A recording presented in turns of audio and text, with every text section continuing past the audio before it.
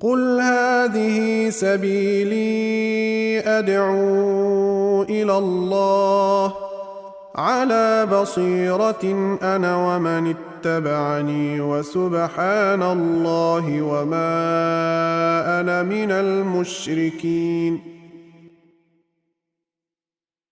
السلام عليكم ورحمة الله وبركاته. بسم الله الرحمن الرحيم. الحمد لله والصلاة والسلام على سيدنا ومولانا رسول الله وعلى آله وصحبه أجمعين. The group working in Baseerah has received an important question that most Muslim sisters ask. And this question is extremely important because it happens to nearly every single sister. And the question is, what is the ruling regarding doing wudu with makeup on?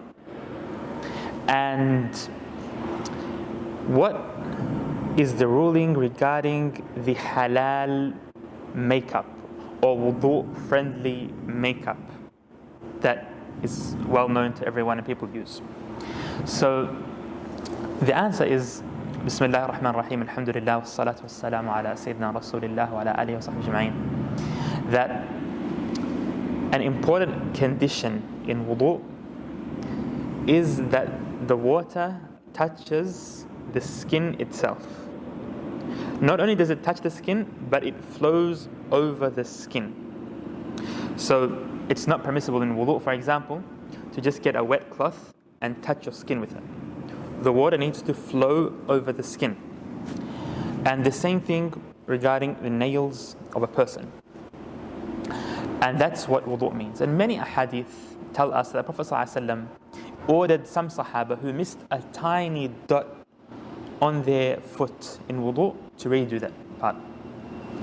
And Ibn Umar radiallahu anhu was narrated to have ordered one of the Sahaba who did wudu and left a little bit of his foot unwashed to wash that part again. So when someone puts on makeup, they might think that makeup doesn't prevent water.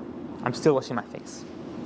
And the answer is that we need to go back to the wordings of the scholars of Islam, of fiqh, of jurisprudence, and understand what the definition of washing is and what are the things that stop water getting to your skin. So we just explained that washing means that water has to flow over that part of your body. And there are certain things that prevent the washing process and things that don't. Things that do not prevent washing are things that don't have a physical layer that you can scratch off. For example, if someone puts on cream or olive oil and there's a bit of oil still left on their skin, it didn't fully absorb, it's okay to make wudu on top of that. Why? Because the scholars don't consider that to be something that prevents water going through the skin. So if what is on your skin is the same, there's no physical layer that you can scratch off, that you can see, it just basically smoothness, then inshallah ta'ala your wudu is correct.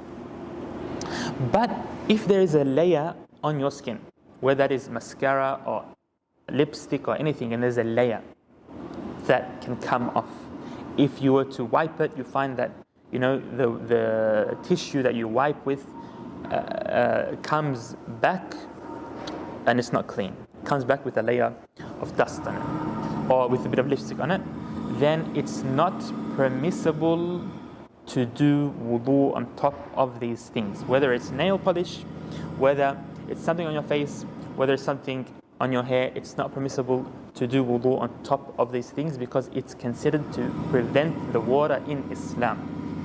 And that's why things like henna, that just leave a color. After you wash it off, there's only a color there, doesn't prevent wudu. Things like a little bit of ink that has a color and there's no layer left, doesn't prevent wudu.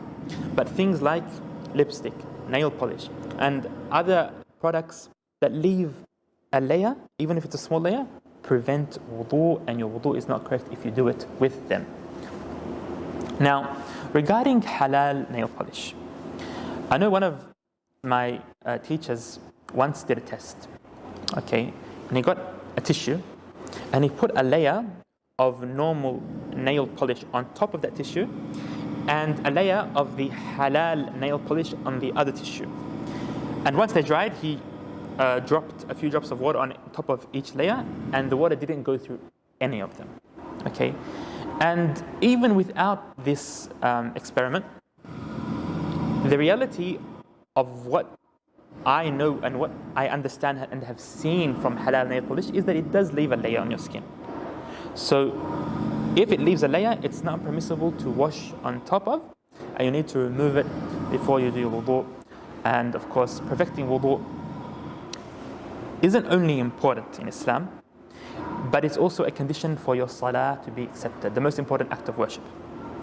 And perfecting your wudu is also a good and an amazing deed that brings you close to Allah subhanahu wa ta'ala. One of the reasons that you enter Jannah is if you are always on wudu, if you perfect your wudu. So don't take wudu lightly. Wudu is an important act of worship, and our scholars always mention that wudu is the key. It's the key to success, to salah, and purifying your outside, inshallah ta'ala, later on leads to purifying your inside. And ask Allah subhanahu wa ta'ala to accept from us all. Wallahu ta'ala a'lam wa sallallahu wa sallam ala sayyidina Muhammad wa ala alihi wa sahbihi ajma'in.